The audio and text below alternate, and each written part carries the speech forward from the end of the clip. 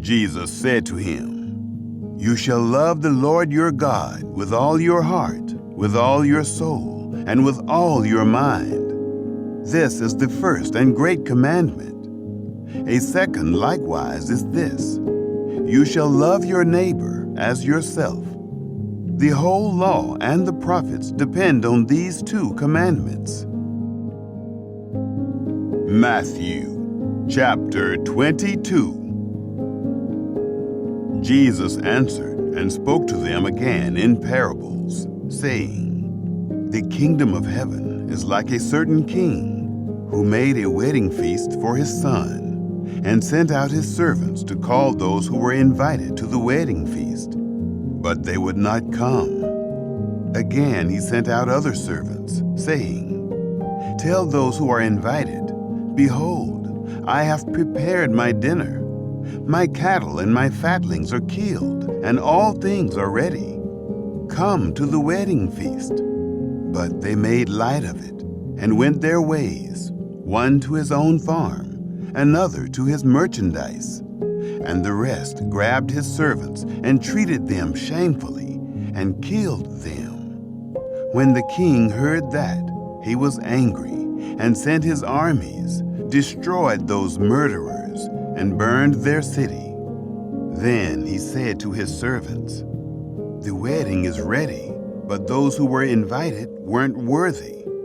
Go therefore to the intersections of the highways, and as many as you may find, invite to the wedding feast.' Those servants went out into the highways and gathered together as many as they found, both bad and good. The wedding was filled with guests. But when the king came in to see the guests, he saw there a man who didn't have on wedding clothing. And he said to him, 'Friend, how did you come in here not wearing wedding clothing?' He was speechless. Then the king said to the servants, 'Bind him hand and foot, take him away, and throw him into the outer darkness. That is where the weeping and grinding of teeth will be. For many are called, but few chosen.' Then the Pharisees went and took counsel how they might entrap him in his talk. They sent their disciples to him, along with the Herodians, saying, 'Teacher, we know that you are honest and teach the way of God in truth, no matter whom you teach, for you aren't partial to anyone. Tell us, therefore, what do you think? Is it lawful to pay taxes to Caesar or not?' But Jesus perceived their wickedness and said, 'Why do you test me, you hypocrites? Show me the tax money.' They brought to him a denarius. He asked them, 'Whose is this image and inscription?' They said to him, 'Caesar's.' Then he said to them, 'Give therefore to Caesar the things that are Caesar's, and to God the things that are God's.' When they heard it, they marveled and left him and went away. On that day, Sadducees, those who say that there is no resurrection, came to him. They asked him, saying, 'Teacher, Moses said, if a man dies, having no children, his brother shall marry his wife and raise up offspring for his brother. Now there were with us 7 brothers. The first married and died, and having no offspring, left his wife to his brother. In the same way, the second also, and the third, to the 7th. After them all, the woman died. In the resurrection, therefore, whose wife will she be of the 7? For they all had her.'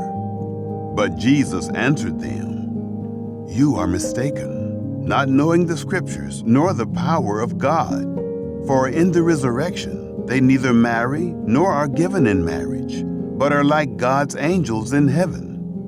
But concerning the resurrection of the dead, haven't you read that which was spoken to you by God, saying, I am the God of Abraham, and the God of Isaac, and the God of Jacob? God is not the God of the dead, but of the living. When the multitudes heard it, they were astonished at his teaching.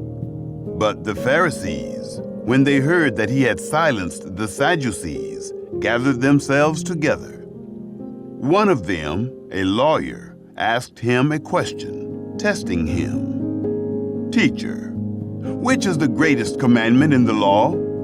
Jesus said to him, "You shall love the Lord your God with all your heart, with all your soul, and with all your mind.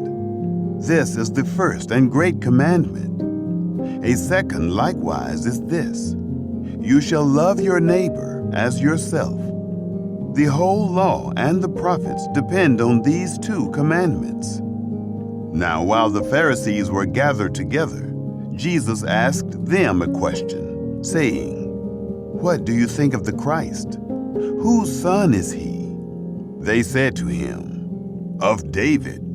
He said to them, "How then does David in the Spirit call him Lord, saying, 'The Lord said to my Lord, sit on my right hand, until I make your enemies a footstool for your feet'? If then David calls him Lord, how is he his son?"